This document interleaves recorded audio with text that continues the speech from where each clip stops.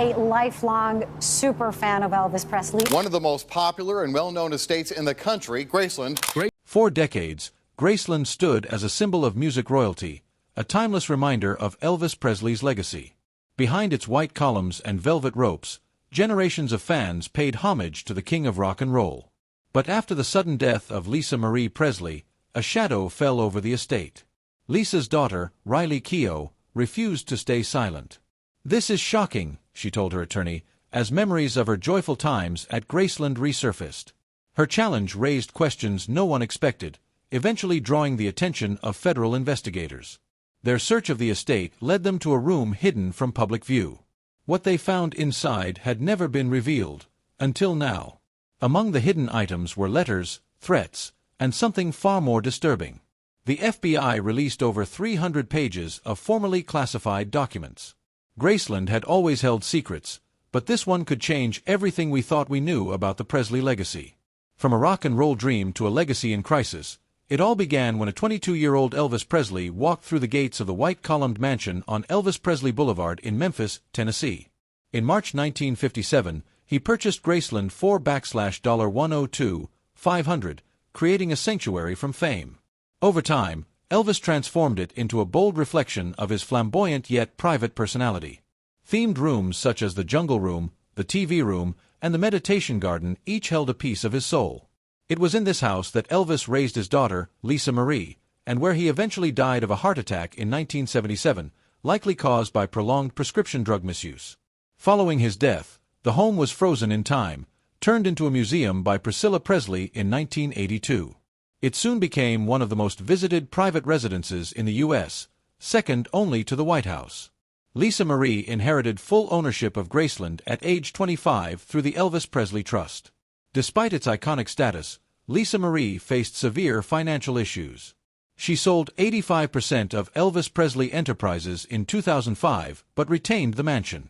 Mounting debts, legal fees, and poor financial management plagued her, including a lawsuit against her former manager for allegedly losing over $100 million. Still, Lisa Marie remained deeply attached to Graceland, often visiting in secret and calling it her sanctuary. She helped curate exhibits and preserve the mansion's legacy, even as her personal life unraveled. Unknown to her, a sinister plot was already forming, and once the FBI got involved, the truth would begin to spill out. Tragedy struck again on January 12, 2023. Lisa Marie Presley was rushed to the hospital after a cardiac arrest and later died at age 54, leaving behind 4 children. Her eldest daughter, Riley Keough, inherited Graceland via the Presley Family Trust. A rising actress in her own right, Riley found herself suddenly responsible for preserving her family's storied legacy. For a time, things appeared stable. She maintained the estate, continued public tours, and quietly planned for its future. But in early 2024, a foreclosure notice surfaced in a Memphis newspaper, shocking fans and the public alike. It claimed Lisa Marie had defaulted on a $3.8 million loan and that Graceland was to be auctioned. The news caused outrage. Graceland, more museum than mansion, was a sacred cultural landmark. Riley Keough was adamant. Her mother never took such a loan. The lender, Nosany Investments and Private Lending LLC, appeared dubious. Riley filed a legal petition to halt the foreclosure, and her legal team began investigating. What they uncovered was an elaborate scam. With the FBI's help, they began peeling back layers of a fraud that reached deeper than anyone could have imagined, leading them to a hidden room inside Graceland and a haunting discovery that threatened to unravel the Presley family legacy forever.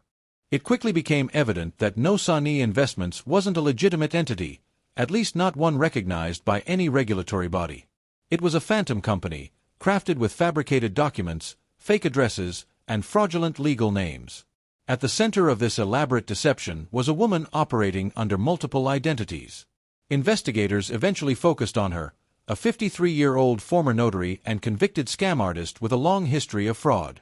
Her trail led authorities across several states where she had used various aliases to run forgery schemes, targeting estates, banks, and businesses. But what set this operation apart was its audacity, the sheer ambition to forge claims over Graceland, one of the most iconic and heavily guarded estates in the U.S., revealed a staggering level of delusion or desperation. After weeks of surveillance, authorities arrested the woman at her home in Missouri. During interrogation, she admitted to fabricating the loan documents, forging Lisa Marie Presley's signature, and sending false foreclosure notices, all in a calculated attempt to seize ownership of Graceland. She even impersonated various individuals supposedly tied to the fictitious lender, mailing fraudulent letters to Riley Keough's legal team. What she hadn't anticipated was Riley's fierce resistance, or what federal investigators would uncover once they turned their focus to Graceland itself. In a pivotal move, Riley Keough made a bold decision that changed the course of the investigation. She granted federal agents unrestricted access to every part of Graceland, including the second floor. That area had remained sealed since the day Elvis Presley died, out of respect for his memory. Even longtime staff had only ever approached it under rare, tightly controlled circumstances. The public had never seen beyond the iconic staircase. For decades, the second floor had existed in a state of sacred preservation, a space untouched and revered. It was there that Elvis had spent his final hours, and the decision to unlock that space now, amid a swirling storm of fraud and deception, felt like violating hallowed ground. But Riley knew it had to be done. Equipped with flashlights, gloves, and forensic kits, federal agents climbed the stairs. The air grew still and heavy. While there was dust, parts of the hallway appeared disturbed. A single framed photo hung crooked on the wall, and faint scuff marks trailed along the floorboards, as if something heavy had been dragged. These were the first signs that something upstairs had been tampered with. Behind a narrow door at the end of the hallway, once assumed to be a linen closet, investigators made their most chilling discovery. The door creaked open to reveal a long-forgotten room that didn't match the style or spirit of the rest of Graceland. There were no rhinestones or velvet, no echoes of Elvis's flamboyant taste. Instead, the space resembled a derelict attic, dimly lit by streaks of sunlight slipping through boarded-up windows. The room's atmosphere was eerie and unsettling. Broken antique furniture lay scattered, overturned chairs with jagged legs, splintered cabinets, and a sagging settee that looked gutted. But the most disturbing feature was a large collection of porcelain dolls, dozens of them scattered around the room. Some were arranged in perfect circles, as if for a séance, while others leaned against the walls with chipped faces, missing limbs, and burn marks. Investigators moved cautiously, documenting everything. Torn envelopes, typewritten notes, and dozens of bloated file folders covered the floor. Many of the documents contained disturbing messages written in red or black ink, with phrases like, asterisk, "You can't bury this debt. Your name dies with this house. The king is dead. Long live the new owner." Asterisk. Some letters were addressed directly to the Presley heirs, others resembled manic manifestos. There were mock legal documents too, stamped and formatted to appear legitimate but clearly forged upon closer inspection. Seals were smudged, signatures mismatched, and many pages showed signs of duplication, as if someone had spent years practicing and refining the art of legal mimicry. The investigation's most damning evidence came when one agent stepped on a loose floorboard, causing it to creak. Beneath the plank was a small, dust-covered black USB flash drive. Its contents were a goldmine of evidence: digitally forged documents, fake property liens, debt certificates, and fabricated correspondence allegedly from Lisa Marie Presley. The files included graphic overlays replicating her handwriting and folders with names like Final Push, which contained multiple versions of the forged deed transferring ownership of Graceland to Nosani Investments. Another folder, ominously titled Collapse Plan, detailed how to quickly sell the estate under the guise of foreclosure, ideally during a time of national distraction. There were also spreadsheets tracking Graceland's estimated value over the years, lists of rare heirlooms stored on site, and a calculated timetable highlighting when the Presley estate would be most vulnerable, especially after Lisa Marie's death. It was clear this wasn't an impulsive fraud. It was a meticulously planned operation by someone with deep knowledge of Graceland structure and the Presley family's legal vulnerabilities. The woman behind the scam had been watching, learning, and plotting. How she gained access to this hidden upstairs room remains one of the investigation's great mysteries. Some theorize she posed as a contractor during past renovations and managed to hide tools and documents within the estate. Others believe she may have had an unwitting accomplice, someone affiliated with Graceland who had no idea of her true intentions. But what was undeniable was the psychological element of the crime. That room felt like a physical manifestation of obsession, a warped attempt to insert herself into the Presley legacy through deceit and manipulation. Forensic experts later matched the handwriting found in the room with documents submitted to local courts during the foreclosure attempt. The USB drive was the smoking gun, tying the entire scheme to the perpetrator. As investigators cataloged the evidence and removed it from the premises, Graceland staff gathered downstairs, some crying, others in stunned disbelief. No one, not even those who had worked there for decades, had known about the secret room. The idea that such darkness had existed just feet away from Elvis's preserved bedroom shook everyone deeply. Within the hour, Riley was informed of the findings. Though horrified, she wasn't surprised. Her instincts had been right from the beginning. The aftermath and public outcry were just beginning. The revelation of the attempted Graceland scam sent shockwaves far beyond Memphis. For millions of fans, Graceland wasn't just a tourist attraction, it was sacred ground, a living monument to Elvis Presley's legacy. The idea that someone had not only forged legal documents to seize the estate, but had also violated its most private and sealed-off areas felt like a direct attack on American culture.